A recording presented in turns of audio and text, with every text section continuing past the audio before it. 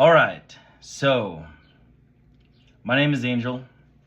I usually don't do reviews, but I felt the need to, or I felt called to, inspired to rather, to review or share my quick 2 cents on the Epiphone Excellente, Masterbilt, and the inspired by Gibson Hummingbird.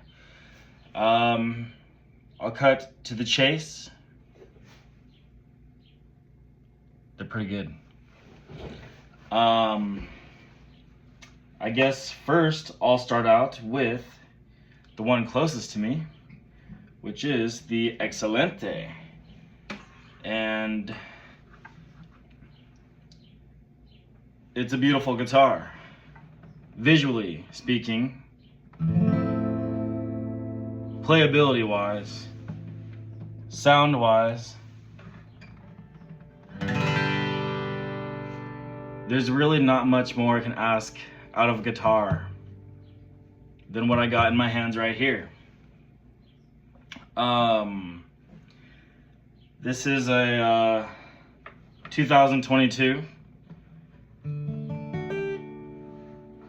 I don't know when they came out. I think, was it 2020 or something like that? I just got this. I traded a few guitars. I didn't know I was gonna end up with this, but this is a guitar that I always aspired to get. I remember seeing it at this. I live in Tucson, Arizona. There's a store out here called Bookman's, and I remember walking in a few years ago, and they do sell guitars, and I remember seeing this model like as high as the top shelf, you know, of all their guitars there. I was like, what the heck is that? Because I've had Epiphones in the past. I started out with the EJ200 like when I was 16, so I'm no stranger to Epiphone, but I didn't even know that this existed. When I saw it, I thought it was a vintage model. Of course, it's based off of a 60s guitar.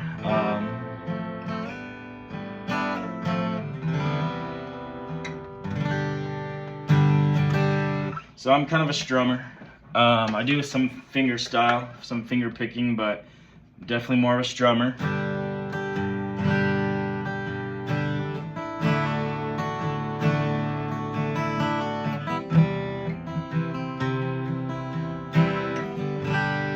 Trying to do this in one take, so excuse me, whatever. The way I describe this guitar would be exotic. If I could explain the wood tone simply, it has very country western, natural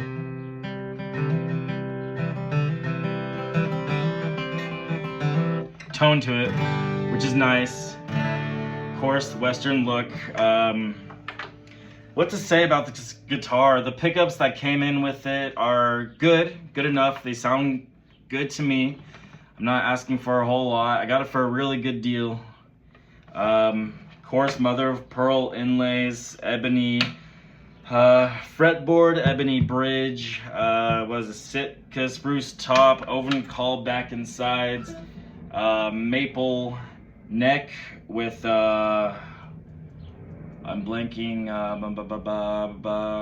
walnut.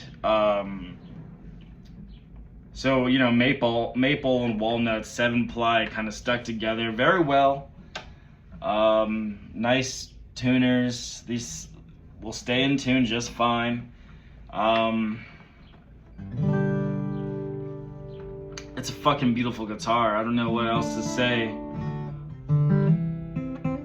I just wanted to get this out there on the interweb because I haven't seen anybody like review these in a while.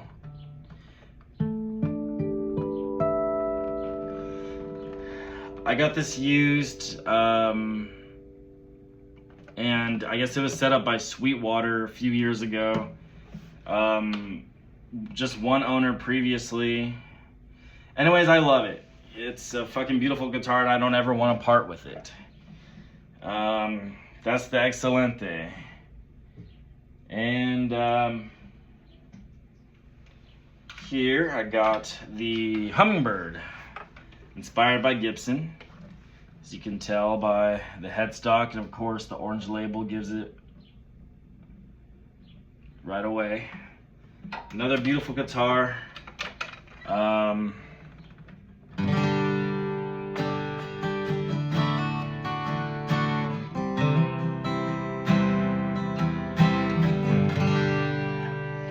I got this off of ZZ Sounds, and I'm not bashing ZZ Sounds at all, because they've been amazing, and just the fact that they even offer the, you know, pay as you play sort of thing.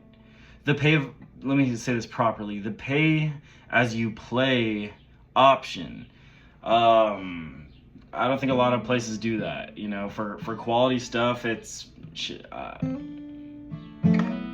you know, all props to them. I got this guitar a couple months ago, and it came almost unplayable. The action was too low. This is a made in Indonesia model, 2025, which, you know, I guess a lot of people, that seems like to be the biggest talk about these things. You know, get a made in Indonesia. Don't get the made in China. I'm gonna take a gamble and say they're both pretty fucking amazing. I haven't tried any of the China ones, so I guess I can't really say. But knowing Epiphone's output and their quality control, I'm pretty sure the Chinese ones are just as good, if not a little better, because I heard they're pretty lighter. This is a pretty heavy guitar. I love it. I think it's cool because the serial number is like my birthday. It's a 2508, so August 25th. I think it's kind of cool. And yes, 23 for made in Indonesia, factory, Samick. To say about this guitar, anyways, I digress a little bit. It was unplayable, so I took it to my luthier. They said that the wood was just dry. So I know this guitar I think it came out of New Mexico. I think that's where ZZ Sounds factory is located. So pretty dry. I keep them both humidified, the Excellente and the Hummingbird. This guitar is fucking amazing. The playability is fucking awesome. I'm pretty sure the video is not going to do justice, but the resonance of both of the guitars are just gorgeous. Like the inspired by the Masterbilts are just top notch. It has this beautiful, long-lasting tone, but at the end there's just a bit of magic. You know, at the end of each note or chord, there's just like this little sweet resonance. You know, this sweet little pocket of beauty, of stardust. So I feel pretty lucky to have both of them. I'm gonna change the pick guard out, getting a custom one made. So that'll be cool. Maybe I'll make an updated video, maybe not. I'm gonna, oh yeah, I got like a truss rod cover that says my name too, which I think is kind of cool. Angel J Feliciano. Whatever. I think here. Let me taper back a little bit. You know, I don't want to come off as too. Who cares how I come off? Anyways, this is one take. All I can say is I recommend these guitars. I happened to get a made in Indonesia one, and I guess I'm trying to clear the air a little bit. Like, these are still available, made in Indonesia, at least off of ZZ Sounds. It's 2025, and we're in 2026 now, and I just got a made in Indonesian model. Some people complaining, hooting and hollering about these made in China models. I haven't tried them, but I heard they're pretty light, which is probably pretty close to a Gibson spec.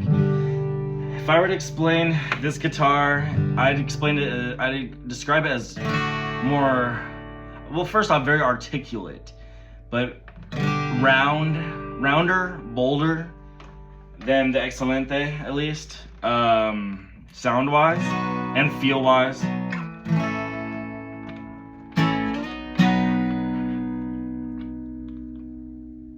Beautiful guitar.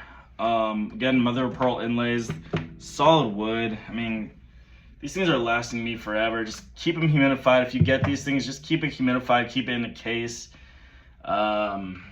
Shoot. Yeah, these are winners. Epiphone, thank you. And thanks if you guys watched this. No, I'm just kidding. Anyways, get yourself one today. Highly recommend him. 10 out of 10. Thanks.